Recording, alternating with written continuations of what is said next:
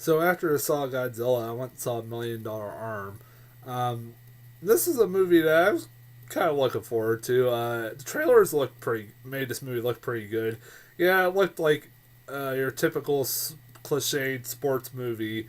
But I thought the story of the movie was pretty cool. And it was also a movie that was starring John Hamm, a guy who I've thoroughly enjoyed in everything I've seen him so far. And that's coming from this is coming from somebody who's never watched an episode of Mad Men. And I know a lot of people are going, "What the hell's wrong with you?" I just never have gotten around to watching Mad Men. I've heard nothing but good things, like everybody's told me about it. But I really enjoyed John Hamm from all the stuff I've seen him in so far. Um, he's always really good actor. He's very charismatic, very likable, and this movie looked like this would be a pretty perfect film for him. Um, and even if it was a cliched sports movie, the reviews for this movie haven't been very good. I mean, there have been okay reviews. Basically, everybody's been criticizing it for pretty much everything I knew they would criticize it for, and the fact that it's cliched as hell, all stuff like that. And coming off Godzilla, I was worried that I'd be negative about this movie, especially having just saw Godzilla. But you know what? Honestly, I like $1 Million Arm. I did. I really did. It's a cliched sports movie. It does have the fault of being about as predictable as hell as most sports movies are. But you know what? I dug it. I thought it was a pretty good film. A movie can be predictable and cliched as hell and still be very good. I mean, I'm a fan of sports movies in general, and this movie is. I thought this movie was fine. I thought it was pretty good. I've seen a hell lot worse than this. Um, Mainly, the thing that really made me like this movie was the acting in this movie. I thought the acting was really good. John Hamm is really good in this movie. He's charismatic as hell, very likable, and he he can play a prick at points in this movie. He is kind of a prick in this movie, and you almost kind of dislike him at points. But then you realize he's also John Hamm, and it's really hard to dislike this guy.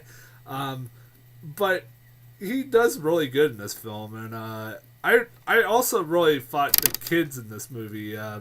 I don't know their names, but the one kid was the kid who played Pi in Life of Pi, and he was really good in that. He's really good in this too. I thought the two kids in this movie, the two Indian kids, were really good, and really were honestly the most relatable characters out of this film. And the fact that they basically, from what this movie tells us, is that these were kids that were raised in the slums of India and basically were brought to America and were given a chance to make a name for themselves in America's and also in baseball. And they actually end up, in the end, if you don't know the story, that they actually signed with the Pittsburgh Pirates and everything else, and that's really cool. Especially with knowing the fact I didn't notice going in that they didn't, because they hint like they in the trailers they pretty much hint that they get these guys from cricket teams or something like that from India.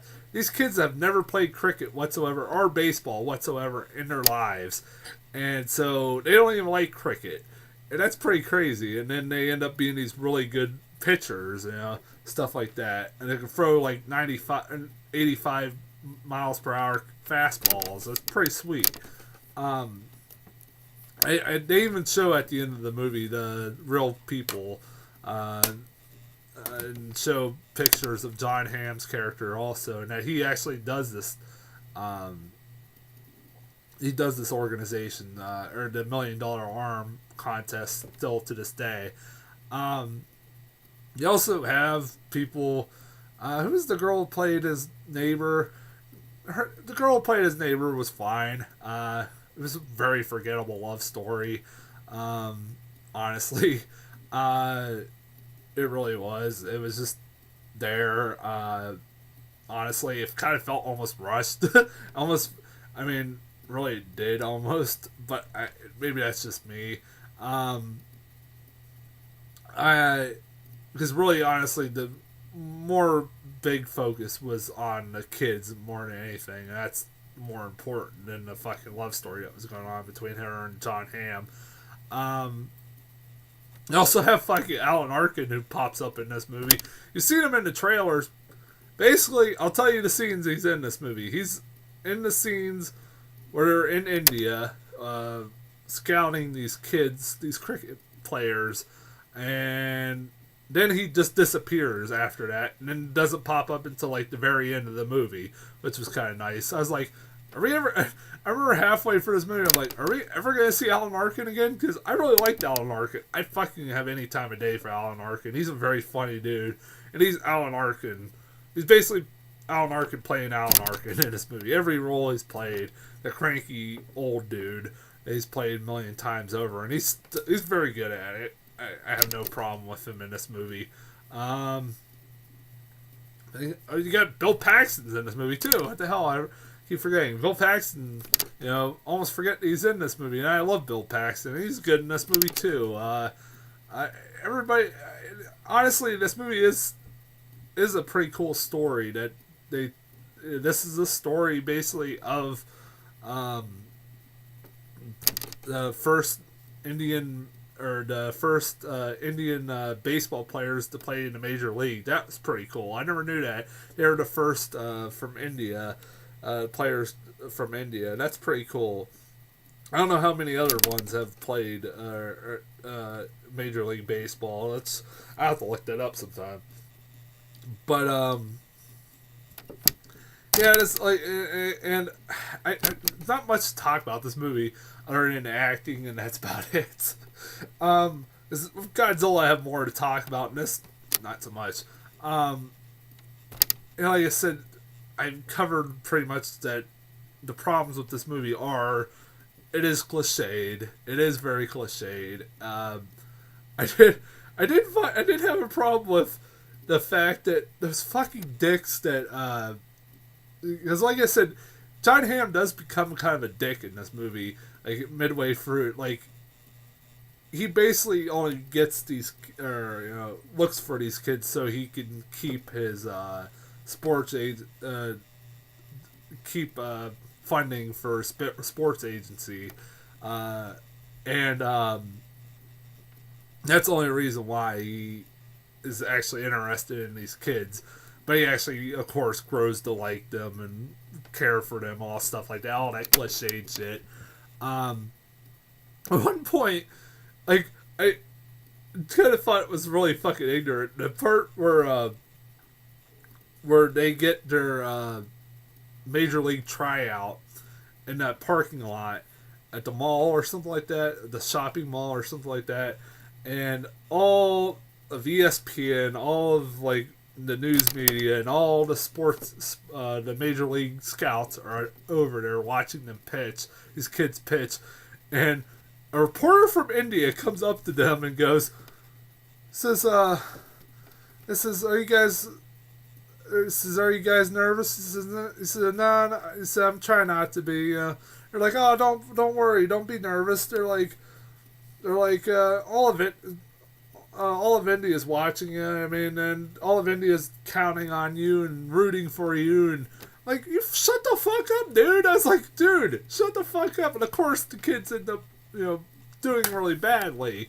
And at first I thought this movie was going to end with like a note, like them not getting into the major leagues, which I thought would be really kind of depressing. But I'd be like, all right, anytime you get a movie like that where there isn't a happy ending, I mean, sports movie that doesn't have a happy ending like that, I'd be fine. I mean, it's very rare when you get that. But this movie ends up having a happy ending anyways. But I thought it was going to end right there. I thought that was like, wow, that'd be pretty cool.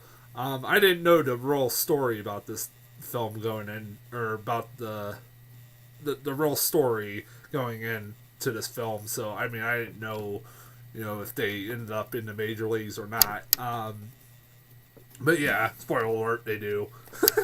I think I did spoil that. But yeah, I recommend this movie. If you're a guy who likes sports movies and doesn't mind a cliched, uh, stereotypical sports movies that we get nowadays, this is, I mean, it's harmless. It is. It's very harmless. It's nothing really that bad about it. Really, really isn't. I got a few new trailers for this movie. Not very good ones. I'll say that. I got a trailer for the 100-Foot Journey. Now this was a trailer. This was a movie trailer that I was looking for my phone. I wrote these down, like these trailers, and I was like, "What the fuck is the 100-Foot Journey?" I remember getting something like that, or get a trailer for something like that. But I don't remember what the hell that movie is about, so I had to actually look it up again.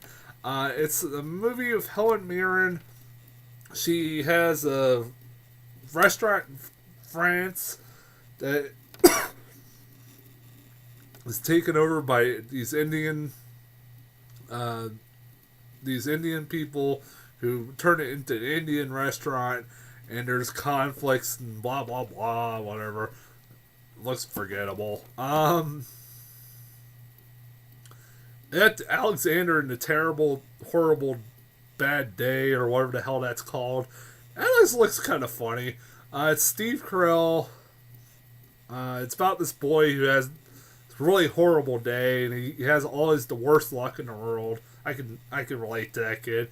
And one day, he has all the worst luck in the world, while his rest of his family basically has nothing but the best luck in the world. And one day, his family has nothing but horrible luck, while he has some pretty good luck. And it kind of looked harmless. Honestly, it looked that bad. There was a couple of things about that movie kind of made me laugh. The trailer that made me laugh about that. Looked cute. One weird trailer sports movie called When the Game Stood Tall or something like that. Stood So Tall or something like that. It's about a true story about a football team that went 12 years with fucking never being defeated, which is wow. I never heard that story, but I was like, wow, goddamn, 12 years without ever being defeated of a high school football team. And then it talks about what happens after they actually get defeated and stuff like that. It's got Jim Caviezel as the coach, or Jesus Christ is their coach. I guess if you got Jesus Christ as your coach, I mean, you're gonna be undefeated all the time. That's a terrible joke. Whatever, yeah, it was whatever. And the last one I did get that was new was If I Stay, which is Chloe Grace Moretz in a movie that looks like a teen drama that looks very forgettable. Other than the fact that, like, it looks like just it had some really horrible dialogue that was like, ugh. And it's a shame to see somebody like Chloe Grace Moretz in a movie like this, especially since she's a really talented actress. And then, like, halfway through the movie, it kind of took me for a loop. The trailer, it took me for a loop in the fact that she gets in a car. She's like a celloist that falls in love with a grunge rock guy from Seattle who, is having a time of her life, and then gets in a car crash with her family, her parents. Her parents die, and she has an out-of-body experience where she's experiencing everything, like, outside of her body, and she has to decide where she's basically, her body's in a coma. She has to decide if she wants to go back or not. It looked, I was like, that kind of took me for a loop. I was like, I didn't expect that. But yeah, it was, that looked forgettable. Honestly, all the trailers for that $1 Million Arm looked forgettable. Probably movies I won't be seeing. But yeah, go see either Godzilla or $1 Million Arm. Both really fun movies. I really enjoyed both of them. Pretty damn good night at the theaters, honestly. I'll be back next week with X-Men: Days of Future Past.